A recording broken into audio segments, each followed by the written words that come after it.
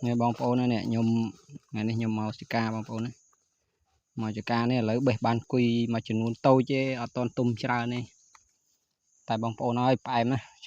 chít mình tên ngành nè nè mà lụ mùi mưa bong phố thay vì chít phân nè nè bong phố này nè tạm ở mà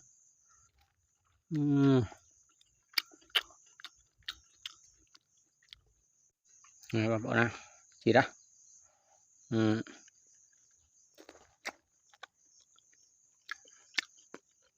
ai mà con ơi hộp từng bọ vào đấy này nhá tôm từ bông cái kia đó